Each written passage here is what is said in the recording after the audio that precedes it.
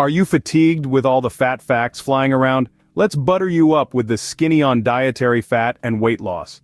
Now, it's common to associate fat with weight gain, but believe it or not, fat isn't the villain it's often made out to be.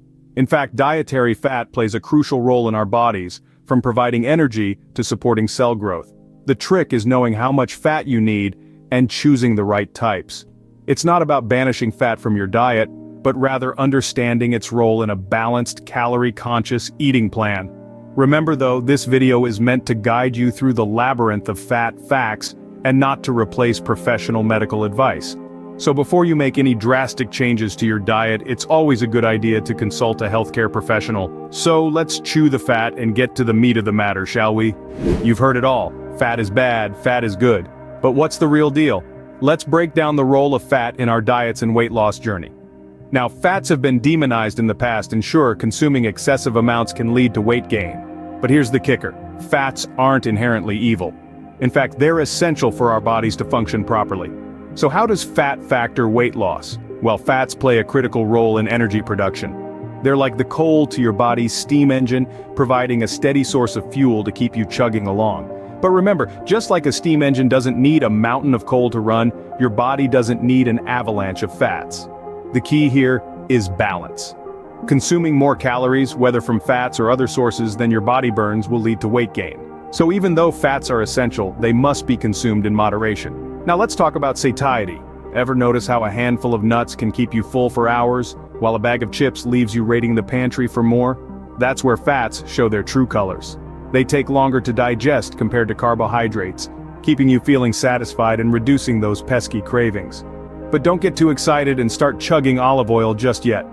While fats may help keep your hunger at bay, they pack more than double the calories per gram compared to proteins and carbs. So, it's all about finding that sweet spot where you're consuming enough fats to keep you satiated, but not so much that you're overdoing your calorie intake.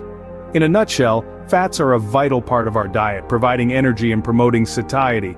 But like anything in life, they should be enjoyed in moderation. And remember, the key to weight loss isn't just about cutting out or loading up on fats. It's about balancing your overall calorie intake and expenditure. So, fats aren't the villain they're made out to be. But how much fat should we then eat? Let's find out in the next scene. If you're finding this video helpful, don't forget to hit the like button and subscribe to our channel for more health and fitness tips. Just like your favorite pair of jeans, your fat intake isn't a one-size-fits-all deal.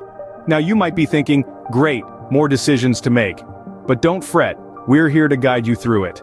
Let's start by introducing the concept of macronutrients. These are the nutrients your body needs in large amounts, and they include proteins, carbohydrates, and yes, fats. All three have a role to play in a balanced diet, and it's about finding the right mix for you. Think of your body as a unique machine with its own specific fuel requirements. These requirements can be influenced by various factors. Age, for example, plays a significant role.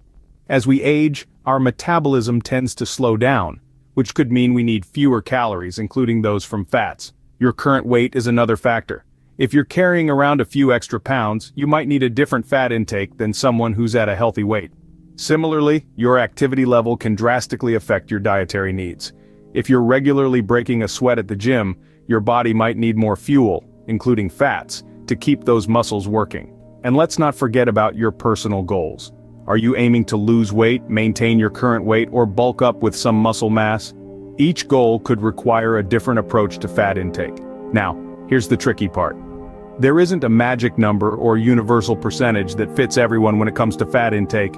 It's more about finding what's right for you. And the best way to do that? Consulting with a healthcare professional or a registered dietitian. They can help you understand your body's needs and guide you towards a personalized fat target. So, while we all love the convenience of a one-size-fits-all approach, when it comes to your diet and fat intake, it's important to remember that we are all unique individuals with different needs. Remember, it's about finding what works for you, not your neighbor, your favorite celebrity, or your pet parrot. And with the right guidance, you can find the perfect fit for your dietary needs, just like finding that perfect pair of jeans. So, you're probably wondering, how much fat should I eat? Well, it's a bit of a Goldilocks situation. Not too little, not too much, but just right. And what's just right can vary depending on your unique needs and dietary approach. Let's start with the general healthy eating guidelines. These typically recommend around 20 to 35% of your daily calories to come from fats. Now, before you start slathering butter on everything, remember that quality matters. We're talking about healthy fats here, like avocados, nuts, seeds, and olive oil. Then we have lower fat diets, which advocate for around 20 to 30% of calories from fats. These diets often emphasize lean proteins, fruits, vegetables, and whole grains. But remember, while these diets can be effective, they aren't necessarily better for everyone. Some people may feel unsatisfied or struggle with energy levels on lower fat diets. On the other end of the spectrum, we have high-fat diets like the ketogenic diet. This approach recommends a whopping 70 to 80% of daily calories from fats. But before you start dreaming of bacon-wrapped cheese, know this. The ketogenic diet isn't a free pass to consume all the saturated fats you want. The majority of your fats should still come from healthier sources. Plus, this diet can be challenging to maintain and isn't suitable for everyone. Consulting a doctor or dietitian is crucial before you dive into the deep end of the fat pool. The key takeaway here is that your optimal fat intake can vary. It's based on factors like your age, activity level, weight, and health goals. And while it may be tempting to jump on the latest diet trend, remember that sustainable, balanced eating habits are typically the most effective for long-term weight loss. As you can see, it's not about going fat-free, but finding your just right. But wait, it's not just about how much fat you eat, but what kind of fat you eat. Yes, you heard it right.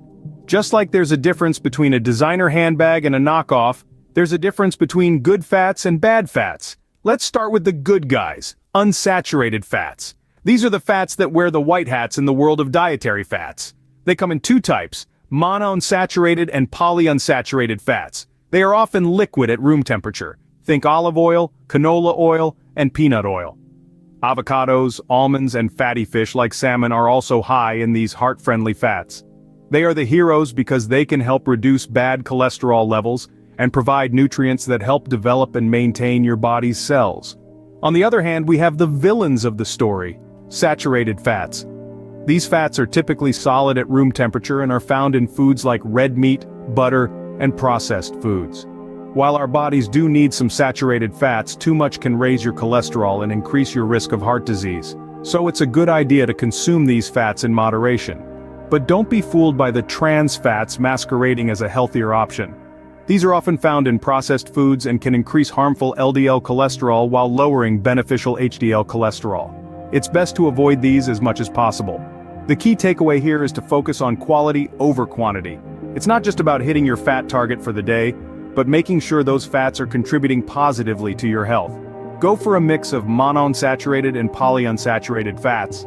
Limit your intake of saturated fats, and try to avoid trans fats altogether. So remember, not all fats are created equal. Choose wisely, your body will thank you. We've had a fat chat today, haven't we? Let's wrap it up. We've learned that fat is not the villain in our weight loss story, but rather an essential character that plays a vital part. It's a source of energy, and when consumed mindfully, it can even help reduce cravings and keep you feeling full. But remember, it's not one size fits all. Your fat intake depends variables like your age, weight, activity level, goals. So don't be shy about seeking professional advice for a personalized plan. And let's not forget the importance of quality.